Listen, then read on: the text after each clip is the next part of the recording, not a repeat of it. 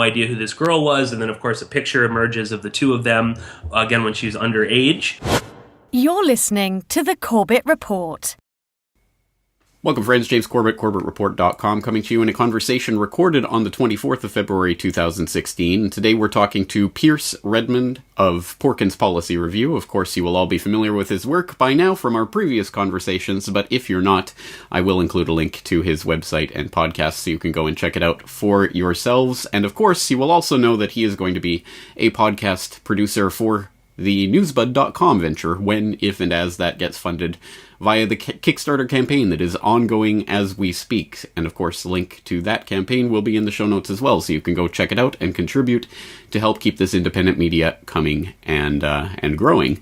So, Pierce, today we're going to talk about a subject that I know you've been covering on your podcast, and I hope people will check out some of your previous work on it. We'll throw the links in the show notes so people can do so.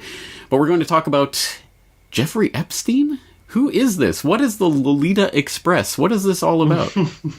Yeah, so, well, first off, thanks for having me on, James. It's always a pleasure being on Corbett Report. Quickly, the sort of news bite. Jeffrey Epstein is a quote-unquote billionaire. Hedge fund manager is, I guess, his general job description.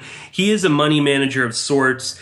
His only known client would be Les Wexner, who's a billionaire himself. He's the owner of Victoria's Secret Limited 2. He used to own Abercrombie and Fitch. And Epstein is this sort of jet-setting billionaire who's friends to everyone at Harvard and politicians, scientists, actors, and whatnot.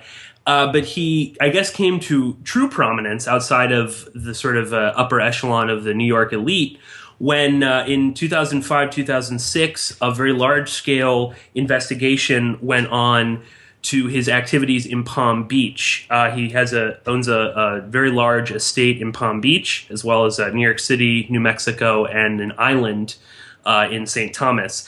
But in 2005, 2006, a very large child molestation sex scandal was being investigated involving Jeffrey Epstein. Eventually, the FBI would get involved. And it would come to light that Epstein was molesting sometimes a girl a day for many, many years. But this is only looking at I believe it was about an 11-month undercover investigation of Epstein. This is after several girls had come forward. People will probably be somewhat familiar with Virginia Roberts. She's the only woman involved in this case who's actually presented herself publicly. But she confirmed not only everything that was being said during this investigation, in which Epstein was basically picking up, he was using a variety of different women, including Ghislaine Maxwell, who your listeners might be familiar with. Her father, Robert Maxwell, was not only a Mossad spy, but a huge media magnate in the UK. But he was using a bunch of these different women. He was basically luring girls as young as 14 years old to his giant mansion in Palm Beach. He was molesting them and then paying them for what he called massages. This is, generally speaking, this is just payoff money. You know, here's a couple $100, keep your mouth shut. This sort of, mushroomed out. As I said, the FBI got involved. Epstein ended up copping out to solicitation of an underage prostitute, which is a ridiculous thing to even. You can't if a girl can't consent to having sex, I don't know how she consents to letting you have sex with her for money. But this is what Epstein did in what is the biggest sweetheart deal of all time. This was a secret deal between the prosecution and Epstein's lawyers, who include people like Alan Dershowitz, Ken Starr, Jay Lefkowitz, a lot of very prominent lawyers in this huge sweetheart deal where Epstein only had to serve, I believe, I'd have to check my notes for the exact amount of time. I believe it was 12 months, and that was knocked down to maybe 8 or 10 months, of which he was housed in a private wing of a prison, which he donated a lot of money to, incidentally, in Palm Springs. And he was allowed work release for 6 out of the 7 days of the week, where he was allowed to leave for up to 8-10 hours at a time. He only had to return to his jail cell at night. And then he served his time. There was a big party for him here in New York City that was attended by Prince Andrew, Katy, George Stephanopoulos, just to name a few. And then the case essentially quieted down. And more recently, as I said, this woman now, Virginia Roberts, came forward and said that not only was she molested by Epstein, but she was pimped out to people such as Prince Andrew, Alan Dershowitz. The list goes on. Countless people were using and abusing her. She eventually escaped from Epstein and lived in hiding for several years and then came forward. And this case has sort of taken on a whole new dimension. Bill Clinton is deeply involved. Donald Trump is intimately involved. Bill Richardson, former Ehud Barak, Chris Tucker, Kevin Spacey, Courtney Love. Basically a who's who. Everybody and anybody knew Jeffrey Epstein and was hanging out with this guy. And this case has now sort of reached a new phase. Just to sort of wrap it up, there are now three technically, ongoing cases that are separate from the original case but are all directly involved. The first and the major one deals with Jane Doe number 1 and 2, who are seeking to overturn this deal. They were never notified, which is illegal, that there was a plea deal involved. In any sort of sex abuse case, rape case, anything like that, when a plea deal is made, the victims are supposed to know. And again, Epstein completely admitted to molesting. Well, I guess what he would say is that he just paid for sex. And he was quoted at one point in the New York Post as saying that, it's not really a crime. This is no different than me stealing a bagel. This is how you describe paying 14, 15-year-old girls for sexual favors. But anyway, there is an ongoing case in Palm Springs to overturn this. There is a ton of evidence that the federal prosecutors were working directly with Epstein's team, that they knowingly did not contact Jane Doe number 1, 2, 3, any of these Jane Does, and that they did this all secretly. None of this was above board. This is not how normal legal proceedings are supposed to go on. And there is another major case, a deposition case, that Virginia Roberts has filed against Alan Dershowitz, who claimed that everything she said was, to quote his own words, made up out of whole cloth. He claimed he never met her, that she was a liar, that she was out for money. Then, of course, Dershowitz claims that he did know who Virginia Roberts was, but he was never on the plane with her. And there's also another defamation case that Virginia Roberts has launched, also against Ghislaine Maxwell, who claimed that she made it all up. And now Ghislaine Maxwell has since stated to a bunch of different news outlets like the Daily Mail that she never called her a liar, meaning that she is telling the truth. So those are the three major cases that are going on. And as I said, there's a lot of different tentacles involved in this and a lot of interesting people. All right. Well, I hope that people have at least heard of this case, if not from my own coverage back in our political pedophile podcast episode, but from your coverage or elsewhere. But for myself personally, I think I'd heard something about this story in the past, but it wasn't until the Prince Andrew accusations came out that it really, I think, got some attention in the press. And since then, as you say, there's been a lot of names that have been associated with Epstein, including Dershowitz, including Clinton and Trump, and Ehud Barak, was it? Yes. Yeah. Ehud Barak, lots of very, very high-profile politicians and actors and celebrities of various sorts. Which ones have been actually accused of the sexual assault by Virginia Roberts and or others, and which ones are just people in his kind of contact list? Yeah, that's a good point to make. It is a lot of people are lumping all of these in. So far, the only person that Virginia Roberts has formally named that she herself was forced to have sex with multiple times is Prince Philip and Alan Dershowitz. Prince Andrew. Now, Prince Andrew, yes, right, not Prince Philip. Prince Andrew and Alan Dershowitz. And this was over the course of, multiple different times. Again, Prince Andrew famous for saying he had no idea who this girl was. And then, of course, a picture emerges of the two of them, again, when she was underage. Those are the only two people that have that Virginia Roberts has named as people that she actually had sex with. We don't know how many other Jane Does are out there. Again, a lot of these legal proceedings are very hush-hush. We don't know who Jane Doe number 1 or 2 are. We don't know if that they were ever made to have sex with people other than Epstein. Those are the 2 people that we 100% definitely know that Virginia Roberts is willing to stake her reputation. And let me say, too, the people representing Jane Doe number 1 and 2 are Paul Casal and Brad Edwards. These are not ambulance chasers. These are very well-respected lawyers. These are real people. They're not picking up cases for the hell of it for money. They truly believe what these women have to say. I can't remember Virginia Roberts' lawyer off the top of my head, but again, a prominent lawyer, someone who's not looking for fame or publicity. So those are the 2 people that we absolutely know.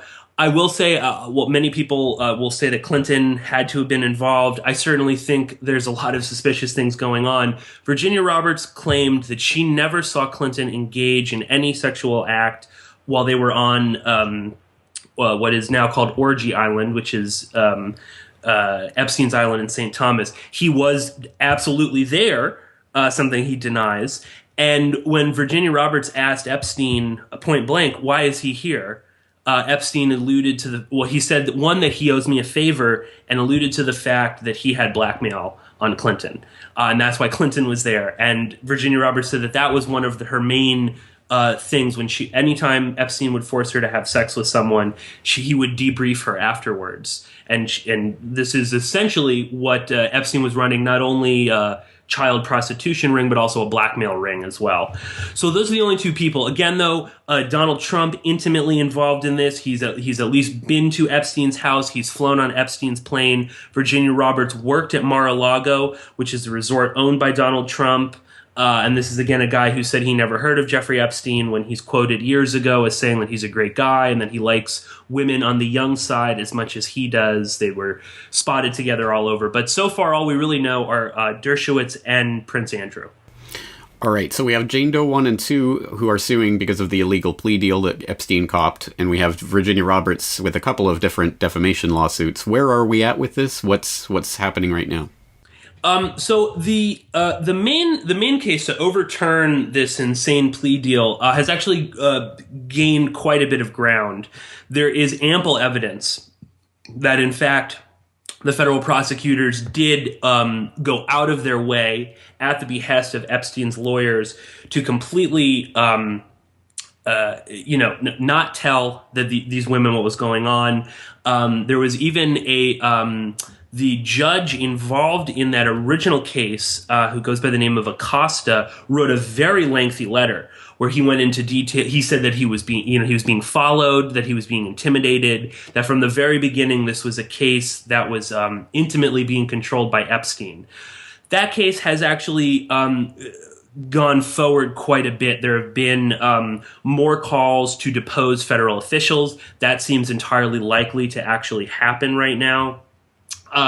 They've also, just sort of slowly been kind of building up a stronger and stronger case that this was not only widespread, but that this was being covered up at multiple levels. For instance, Epstein had tens of photos of naked girls all over his house in Palm Beach. Now, anyone that entered into that house and saw that and failed to actually go forward with that would be guilty of at least viewing child pornography. So there are a lot of different steps in this case, but the main one is that, looking at the sort of reports that are coming out of Palm Beach, they are making progress. People are starting to believe that there was ample collusion between the 2 groups going on in terms of getting Epstein this amazing deal. And I'll quickly point out who was governor during much of this is Jeb Bush. Everyone is connected. In terms of the defamation suit, Alan Dershowitz, I think, is going to actually end up really losing. He's actually had a bunch of setbacks. He's had he tried to turn this into some sort of extortion deal that Virginia Roberts had cooked up to bilk Les Wexner out of billions of dollars. That was thrown out. He's been caught repeatedly lying from everything from I never had a massage to I didn't know Virginia Roberts to I did have a massage, but it was from a Russian woman. I did know who Virginia Roberts was, but she was never around when I was there. So that defamation suit is also, basically Dershowitz just keeps putting his foot in his mouth. So that case is actually going fairly well, again, in favor of Virginia Roberts. There have been a couple other little details, but I would say that these are cases that are not going to be sort of won overnight. These are going to be very long things that are sort of building up, but they're going in a direction that does not look good, and I think... I think personally, and Dershowitz has sort of said a few things that allude to this, he's willing to kind of put Epstein out. He's already come forward and said that this was a terrible thing. Had he known that this was going on the years prior when he was buddy-buddy with Jeffrey Epstein, he would have never defended him. And he's actually, his lawyer is Louis Freeh, former FBI director. And he's, kind of going the distance in terms of proving that he never had sex with anybody, and neither did Bill Clinton. But as I said, Dershowitz seems scared about this. I think he's said too many things publicly that the defamation suit could totally go against him. And he's also stated at the beginning of he countersued, but at the beginning of this, he said, I'm either going to win this or this will destroy my career. So he knows full well the weight of this sort of a thing, and I think he is kind of running scared a bit.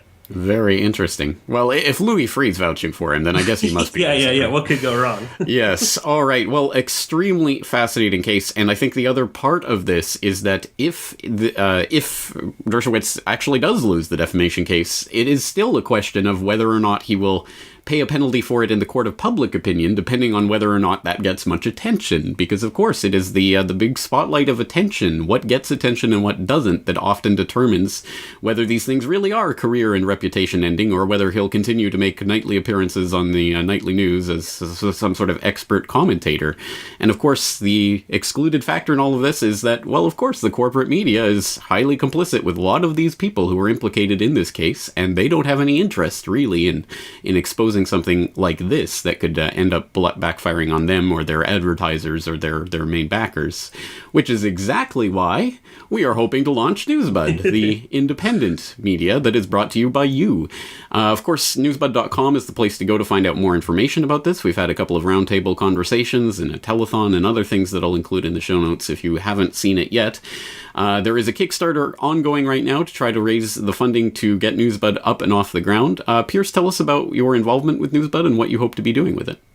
Yeah, so I am with Newsbud 100%. I would be a senior producer within Newsbud, and I would definitely be covering the Epstein case in a lot more detail than I already have done. As you were saying, James, much of the corporate media kind of covers up what's going on with Epstein. You'll see Trump talking about Bill Clinton's sexcapades, but he curiously doesn't mention Epstein at all within that breath.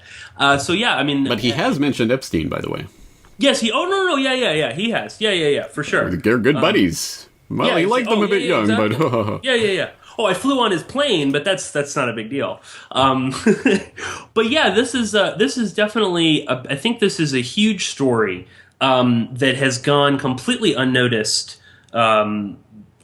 virtually everywhere. I mean, no one really wants to pick up on any part of it. There are a few people, I will say, there are always still some good people in the mainstream media. Much of the good reporting has actually come from the mainstream media. So there are some people like Vicky Ward at Vanity Fair, Rita Sarnoff at the Daily Beast, of all places, has actually done quite a bit of good work. And there's recently a pretty good article by Ken Silverstein writing over at Vice.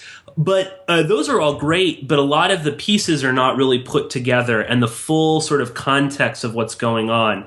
Now, and many times they will only pick up on one side. So Radar Online has, it's very sort of tabloidy, gossipy, has actually done quite a lot of stuff on Epstein, but they will only focus on Bill Clinton. Nobody wants to focus on Donald Trump. Nobody wants to focus on Bill Richardson, who is extremely close to him. Who was governor of New Mexico. And again, this is one of the other properties that Epstein has. No one will even talk about what was going on in New Mexico. He has this vast, enormous ranch. There's also a lot of financial things. There's actually a big case right now going on with his former mentor, Steve Hoffenberg, who was, I think he's still in jail for about 30 years for a Ponzi scheme. There is a huge financial aspect to a lot of this, which raises questions about where Epstein is getting money.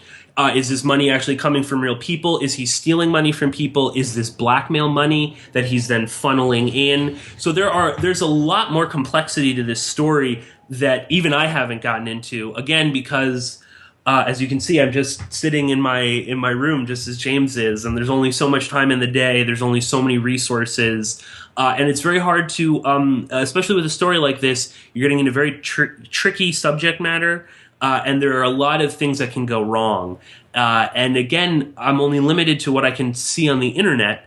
Now again, what's going on in Palm Beach, even what's being reported there, not everything. The Palm Beach Daily News does some reporting, but not all of it. They're not in there every single day. So I think to sort of wrap it all back to NewsBud, there's so many opportunities to really get into this case. There's so many different angles. And again, not necessarily that I would have to do all of it, but I think with NewsBud, we'd have the opportunity, we'd have the resources to, hey, let's find a good local sort of, beat reporter in Palm Beach who's going to go around knocking on doors, interviewing some of these victims. Maybe there are things that they didn't say originally that now they want to talk about. Maybe there are more girls that weren't even involved in the very beginning of this. So there's a lot of different angles that I think NewsBud could really help in, driving down. All right, well, if you want to see that type of reporting, as I do, I hope you will contribute to the Kickstarter campaign. Again, the details are at newsbud.com, and you can find a link directly to the Kickstarter so that you can go and make your pledge. Again, it's an all-or-nothing funding campaign, so if the funding goal is not reached by the cutoff of April 14th, then nothing goes through, you don't pay a penny, and everything stops. But if it does go through, we get to see